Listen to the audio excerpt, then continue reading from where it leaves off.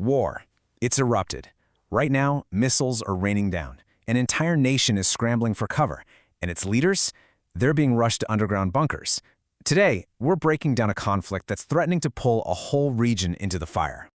You know, the first sign that things were about to get very, very real, it wasn't some official announcement on TV. Nope.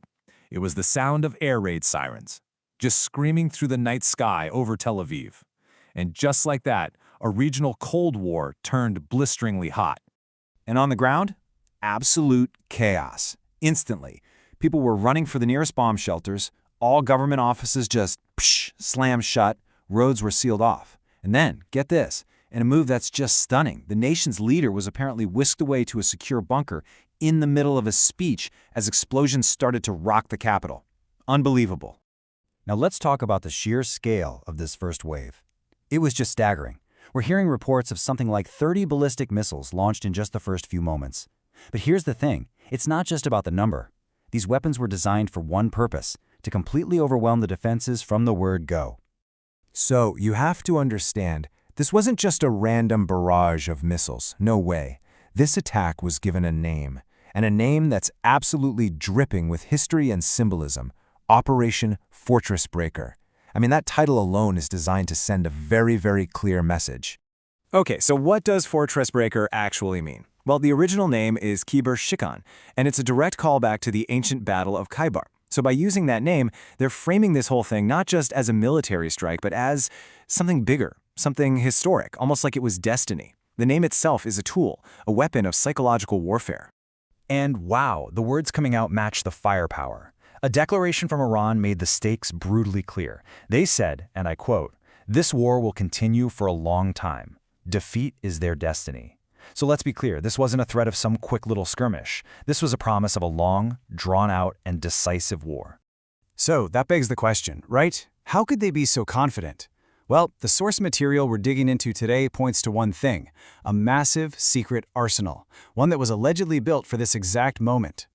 Okay, let's break down this alleged arsenal. It's described as having 4 main parts. First up, you've got these ballistic missiles. We're told they're nearly impossible to stop because of their speed and flight path. Second, and this is wild, these missiles are supposedly launched from huge hidden missile cities dug deep inside mountains. Think about that. You can't see them with satellites, so you can't hit them first. Then there's number 3, a sea-skimming missile called Desful. Its whole trick is flying super low over the water, right under the radar. And finally, there's a plan for a naval swarm attack. The idea is to use a ton of smaller boats to just overwhelm the high-tech defenses of a massive warship, like the USS Abraham Lincoln.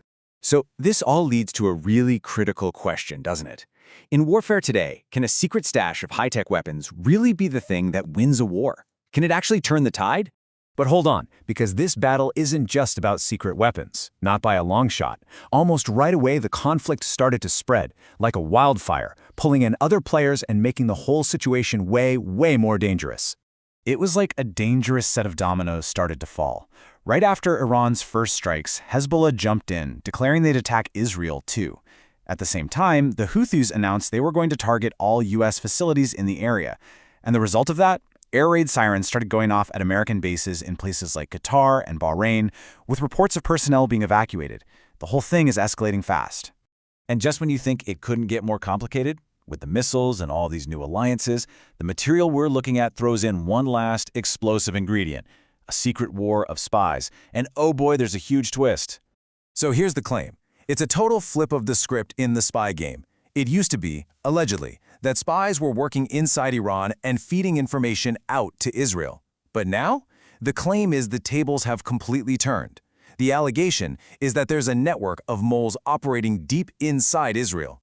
And what's the supposed proof for this massive claim? Well, it points back to some past incidents, specifically around June 2025, when some incredibly sensitive information got out. We're talking alleged leaked video from inside Israeli nuclear sites.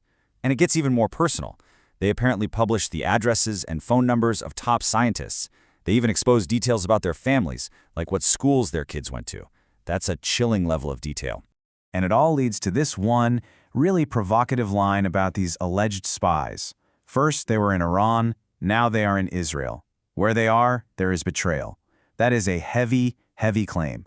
It's basically saying the biggest threat isn't a missile coming from the sky, but a mole working from the inside. So when the dust starts to settle from this first wave, the picture that emerges is terrifyingly complex.